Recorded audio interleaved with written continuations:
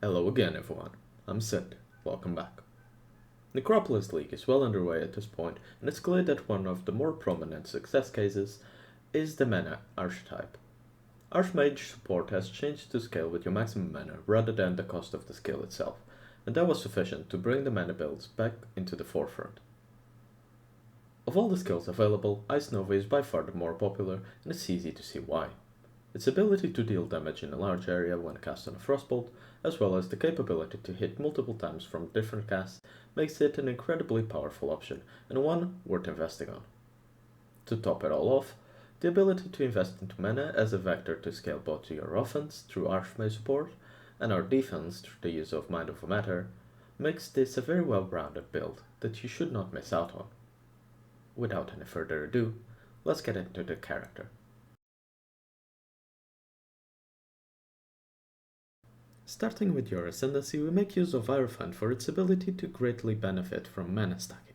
First, take the Divine Guidance node, as it provides us with a great increase to our maximum mana, as well as giving us Transfiguration of Mind, making so our mana increase also apply to our damage at a reduced rate. On top of that, we get another 10% damage taken from Mana Before Life, bringing our total to 50% when combined with Mind Over Matter. On our second lab, we take Arcane Blessing, giving us the permanent effects of Arcane Surge, as well as making Arcane Surge grant us 20% more damage to our spells, on top of its already mana regeneration rate and cast speed increase. On the third lab, grab Sanctuary of Tol. This node will give you a massive boost to your energy shield that will continue to scale as you further invest into mana. It will also give you a 50% reduction cost to your skills and massively boost your AoE, making Ice Nova have a much bigger area.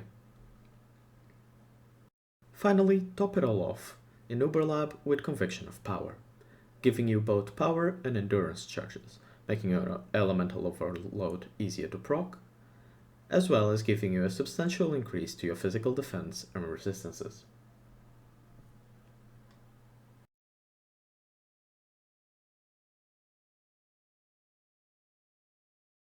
Our only required unique for this build is Cadaver's Thirst, an easily found helmet that allows us to automate our Frostbolt as well as our Curse simply by continuously casting Ice Nova. This heavily simplifies the playstyle of this build and makes it far more comfortable to play. Every other piece of gear will be a rare item, with the usual suspects in terms of modifiers. Look for maximum life, maximum mana, resistances and defenses. Aim to have every piece as an hybrid of ES and evasion. Where possible, aim to get suppress as it will greatly improve your survivability. If you are in trade, you can opt to drop your rare amulet in favor of its Series Foible. This unique amulet has a large amount of mana, providing a significant boost to your defenses. However, keep in mind it will not provide as much offense or defense as a well-optimized rare item can do.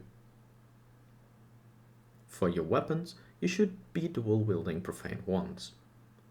These will give you the most cast speed possible, making them the best choice of base for the build. After that, look to stack as much spell damage, maximum mana and cast speed as possible.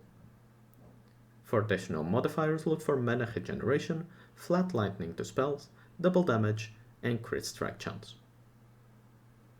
For the jewels, there are quite a few unique options that greatly benefit this build.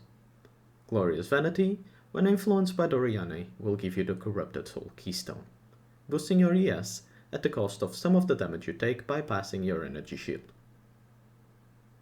The recently added Perandus Pact can also provide you with a significant benefit when rolled with a mana modifier.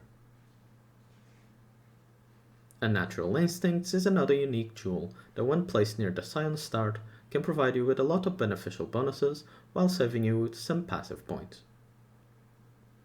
If you don't have access to any of these unique jewels, you can still make use of rare ones instead. Look for modifiers like maximum mana, cast speed, and increased spell damage.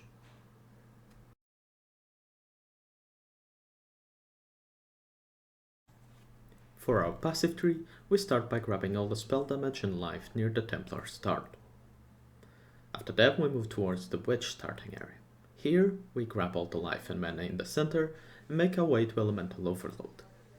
We grab all the cast speed, lightning damage, life and mana in this area, and after move towards the Wheel of Life near the Scion Start, grabbing all the mana and elemental nodes on the way.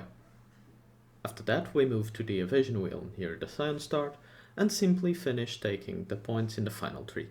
After that is only a matter of taking jewels where possible. For my leveling recommendation, I would suggest leveling with Arc. Arc is more than capable of clearing everything all the way up to the point where you can equip Kitava's Thirst.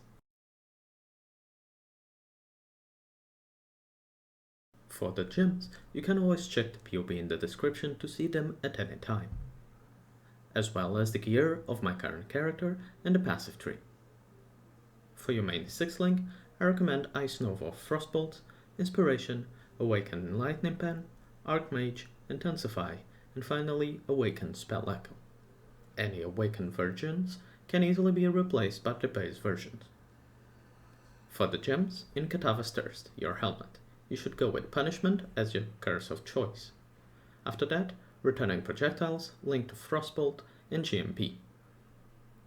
For your support skills, we use Clarity linked to Arrogance, to reserve it in our health rather than our mana, Eternal Blessing linked to Grace, and Arcane Cloak linked to Automation. We also make use of Frost Shield, Sigil of Power, and Flame Dash.